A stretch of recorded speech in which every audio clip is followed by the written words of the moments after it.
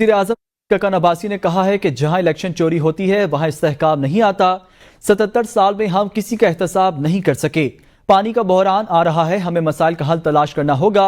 Leadership वो होती है जो मसाइल का हल निकाले। उन्होंने मजीद कहा कि हमारी क़यादत अपने इक़्तिदार के लिए बैठी है, यही बदनसीबी है। हमारी लीडरशिप को सिर्फ इक़्तिदार की गर्ज है, अवाम का ख्याल नहीं है। आइन तोड़ने वाले मुल्क तरक्की नहीं कर सकते। जब तक आइन पर नहीं चलेंगे इस मुल्क का कुछ नहीं हो सकता। आज के मुल्क के मसाइल का जिक्र है और उनके हल भी दिए गए हैं। हमने अवाम को सहूलतें देनी होगी, बिजली देनी होगी, पानी देनी होगी, गैस देनी होगी, रोजगार, तालीम, सेहत, ये हुकूमत की जिम्मेदारियां होती हैं। इन सब की बुनियाद आइन के अंदर है। अगर आज आप एक हल ढूंढना चाहते हैं मुल्क के मसाइल का, वो आइन के अंदर है। जो मुल्क आइन तोड़ते हैं वो नहीं चल सकते। और आज मुल्क क्यों नहीं चलता? क्योंकि हर एहलकार हर रोज अपना हलफ तोड़ता है। ये बदनसीबी है इस मुल्क की। अगर आप इसको दुरुस्त नहीं करेंगे, ये मुल्क तरक्की नहीं करेगा।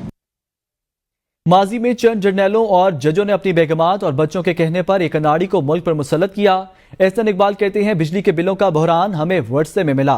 कौम को जल्द बिजली बिलों के बहरान से निकालेंगे। हुकूमत बिजली बहरान पर काबू पाने की पूरी कोशिश कर रही है। अगर अरशद नदीम गोल्ड मेडल जीत सकता है तो मुल्क वसाइल से माला माल क्यों नहीं हो सकता? उनको तरक्की का गोल्ड मेडल क्यों नहीं जितवा सकते? एक दूसरे को चोर डाकू कहने के बजाय पाकिस्तान की तरक्की के लिए काम करना होगा।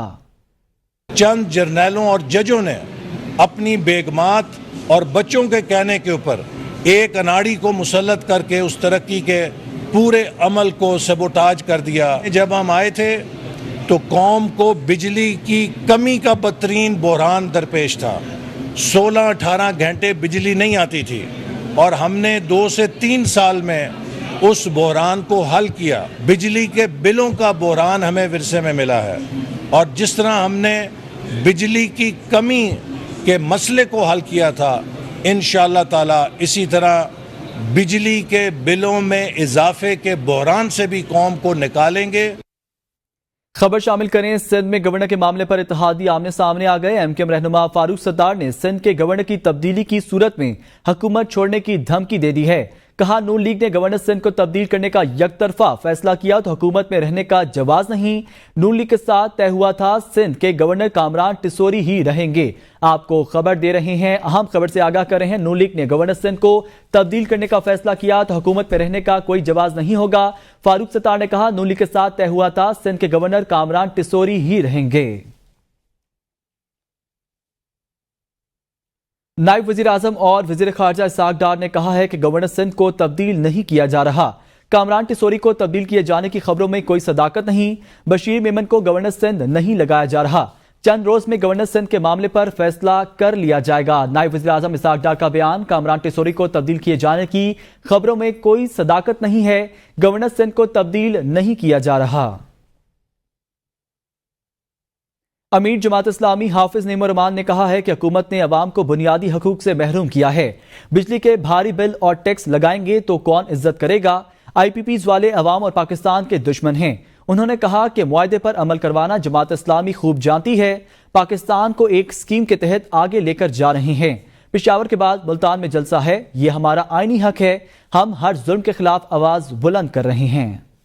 ये जमात इस्लामी जब फैसला कर लेती है तो फिर ताले आजमा जितनी भी कुव्वत सर्फ करते हैं, रास्ता रोकते नहीं है।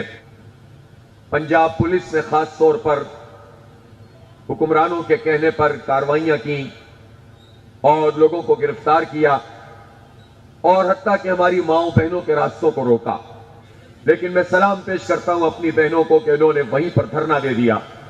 रोक नहीं सकते। ये वो लाहौर है जो खत्म नबूवत का मसला हो तो उठकर खड़ा हो जाता है।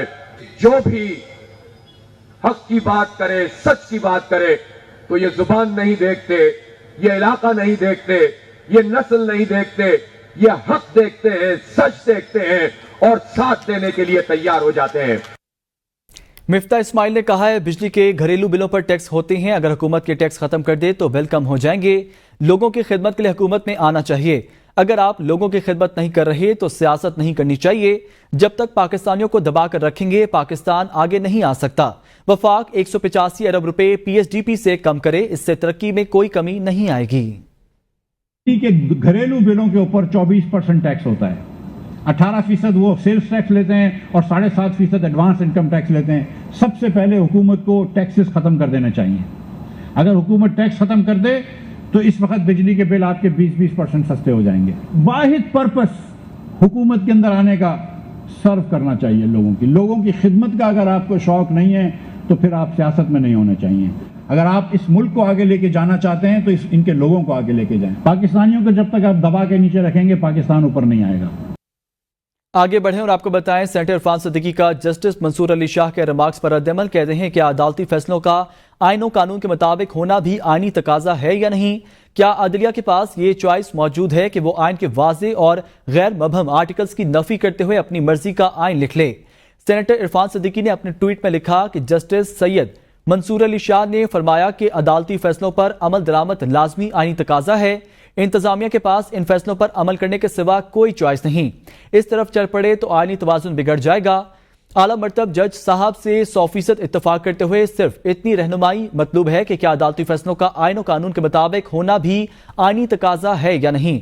اگر عدالت اس طرح کے فیصلوں کی طرف چل نکلے تو آئینی توازن بگڑے گا یا نہیں.